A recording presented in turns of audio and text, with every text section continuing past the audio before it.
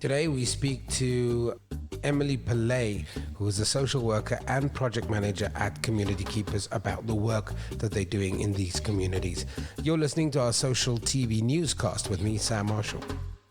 Benefit of our listeners, for those that don't know what the work of Community Keepers is all about, can you enlighten us and what does the organization do? Yes, so Community Keepers is an NGO, and we are based in various areas of Cape Town and Stellenbosch, and now Esfried as well. So the service that we provide is that we work in schools. So we provide a support for learners in terms of their psychosocial and emotional well-being. That's the primary work that we're doing at the moment. So it's looking out for the well-being of the learners at those schools, and also parents and teachers as well, alongside working with the learners. Before I talk about the two campaigns, now I know that the anti-bullying campaign just came to a close, was a week of it, and we're heading into the kind of 16 days. That's about, a couple of days away. Just talk to me about just the kind of emotional status of young people at school. It's been an incredibly tough year. You guys are on the ground in the Western Cape. What's the feedback like from learners and the parents? How have they been coping with the pandemic and the way the school curriculum and the school structure and their emotional structure and how their family lives have completely been thrown in disarray?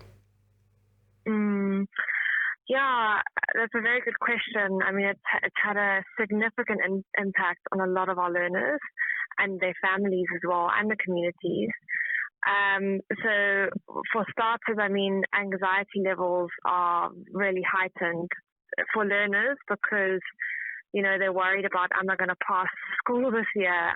It's because they've missed out on so much. And even though their, teachers have provided work that has been sent home, a lot of our learners can't access, video calls because of data. They don't have Wi-Fi. So it's caused a lot of anxiety and frustrations for them. On top of that, a lot of them, their parents have lost jobs or have experienced major pay cuts.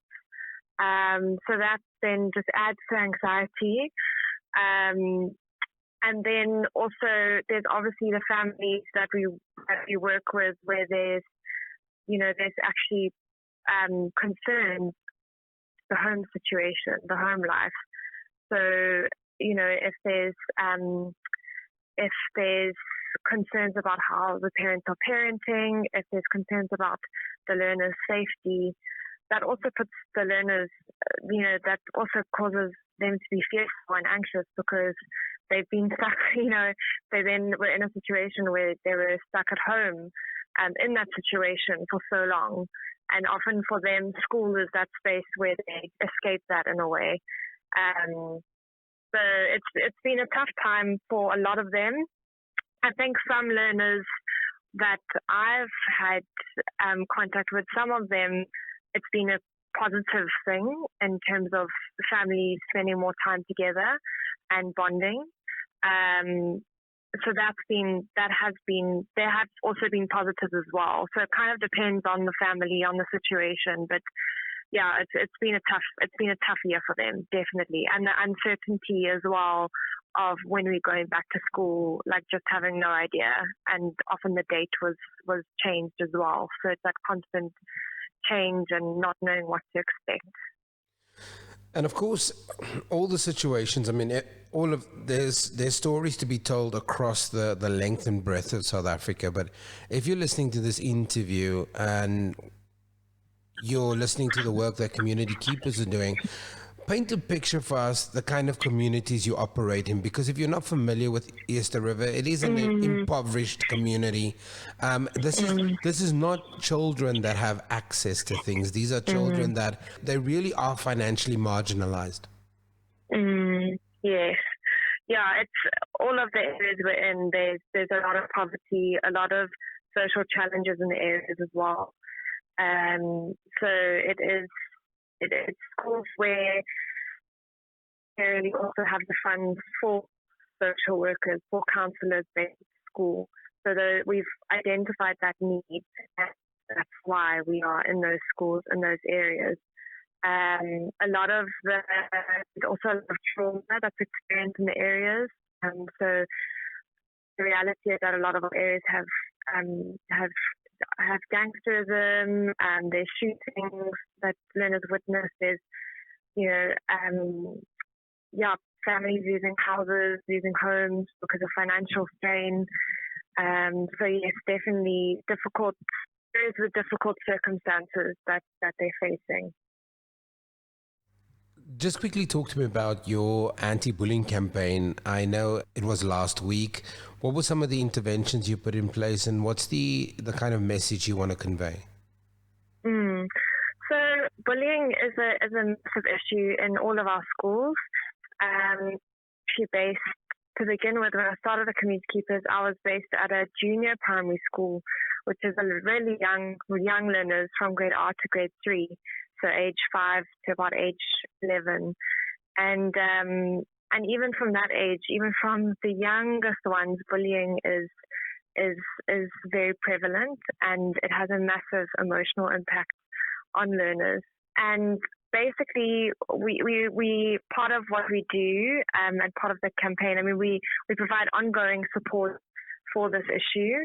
So both for the victim of bullying and the learner who is bullying, because in a lot of cases, the learner who is bullying, it's actually the bullying is a form of release for them of something they're going through themselves. So some kind of issue that they're facing, whether it's something at home or at school, whether it's insecurity or something that they witnessed.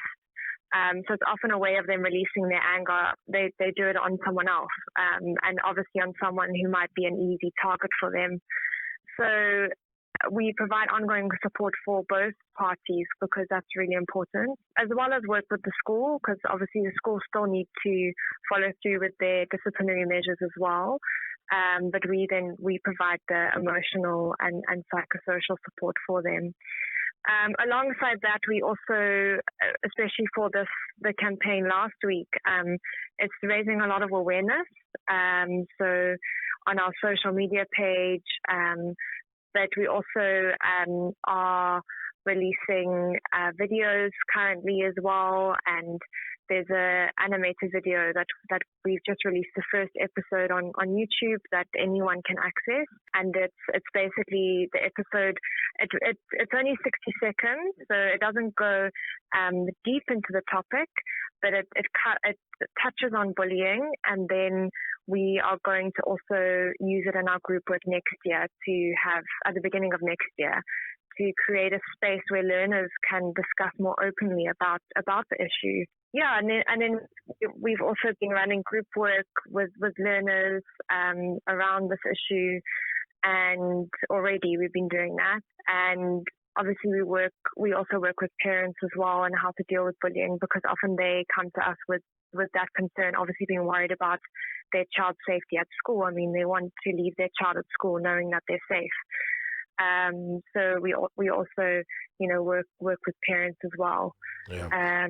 Teachers too, because teachers face this on a daily basis, and the reality is that they often don't, because they have such, as I said earlier, these schools are in difficult areas, funding is an issue, and they have overcrowded classes. So often teachers are really overwhelmed with this issue, because at break time there's only one or two of them, and how do they can't deal with a child one-on-one who's being bullied or who is bullying. So to work with us, helps a lot.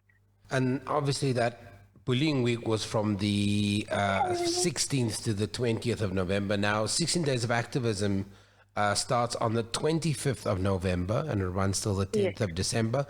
Very, very quickly, what are you guys, from a campaign perspective, running? So we're continuing a lot of the work that I was just talking about. So we've just put posters up in all of our schools. So posters linked to the video that I mentioned. And some of the posters are based on gender-based violence, but some of them are focused on bullying as well. So particularly, talking about, what do I actually do? What do I do about bullying? And, raising the point that bystanders, it's not helpful to be a bystander and not do anything about it. If you see bullying, if you're a witness to it, go and tell a grown-up that you trust, or a teacher, or somebody, or a community staff member, because otherwise nothing's going to change. So we're trying to encourage, I think, learners to really fight this issue, and along with their teachers and parents. In terms of your partnerships, are you open for partnerships? Can people get hold of you, find out more about the programs and some of the initiatives you've put in place? Yes, definitely. No, we are open to it. So if anyone would like to get involved or find out more, they can definitely contact us through our, everything's on our Facebook page, on Instagram page. All our details are there, so they can definitely contact us for more information.